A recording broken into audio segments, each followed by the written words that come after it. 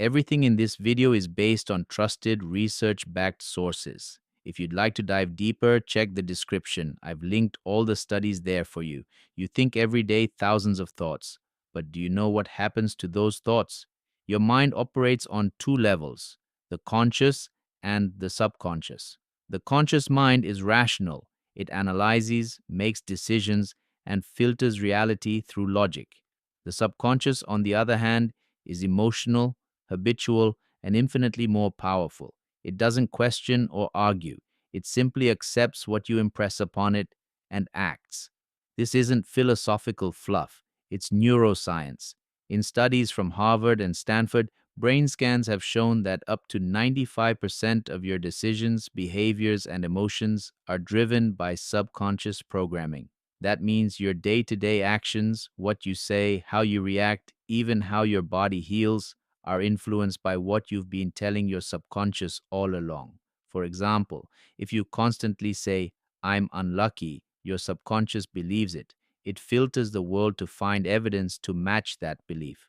This is known in psychology as confirmation bias, and it's a real cognitive effect. Let's look at an experiment in hypnosis, a direct window into the subconscious.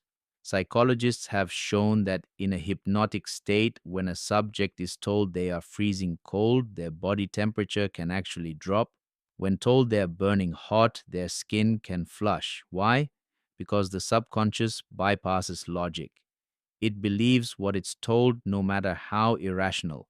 That's why placebo treatments work.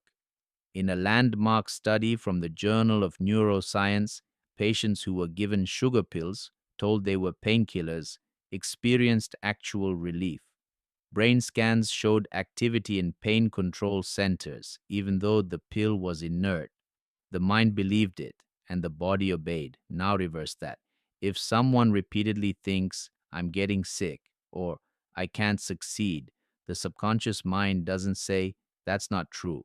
It listens, it acts, it weakens the immune response, alters hormone levels, and creates a reality that matches the belief. This is called psychoneuroimmunology, the science of how your mind affects your body. So, what do? You change the input. Just like a computer responds to code, your subconscious responds to repetition and emotion.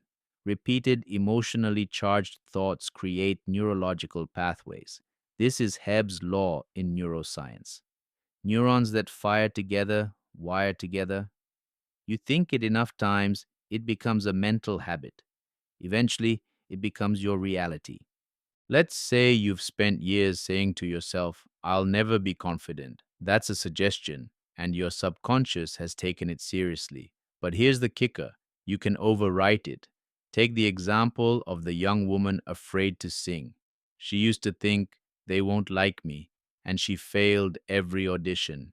But when she replaced that thought with, I sing beautifully, I am calm, poised, and powerful, and repeated it with feeling every day, her confidence soared. Why? Because she gave her subconscious new instructions. That's autosuggestion, conscious thought planting new subconscious patterns. Proven effective not just in anecdotes but in clinical cognitive behavioral therapy, CBT, widely regarded as one of the most effective treatments for depression and anxiety.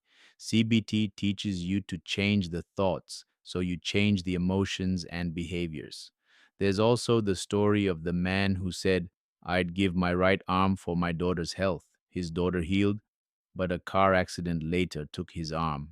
Coincidence? Perhaps. But it underlines a truth. Your subconscious takes you at your word, and that's the danger of negative self talk. Say something enough times, even sarcastically, and your subconscious begins to accept it. I'll never make it. I'm too old. I always get sick. These aren't harmless thoughts, they are mental commands. Now, this doesn't mean you can wish away reality, but you can rewire how you experience it.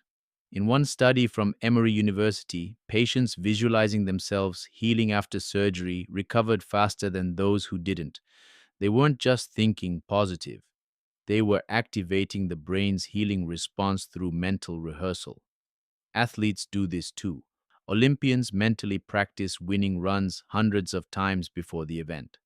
Brain scans show that visualizing movement lights up the same areas as physically doing it. That's the mind body connection. And it's not magic, it's biology. The subconscious mind doesn't argue, it obeys. And it works best when the conscious mind stops resisting.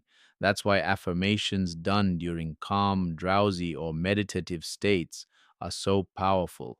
You're bypassing the gatekeeper, the conscious mind, and speaking directly to the control center. Here's what you need to remember. If you think good, good follows. If you think defeat, defeat follows. Your subconscious is the seat of your habits. Thoughts repeated with feeling become your default. You must be the watchman at the gate. Guard your thoughts. What you allow in, your subconscious turns into reality. It doesn't matter what your past beliefs were. What matters is what you choose to believe today. So start now. Choose words that bless, not break. Choose thoughts that build, not bind.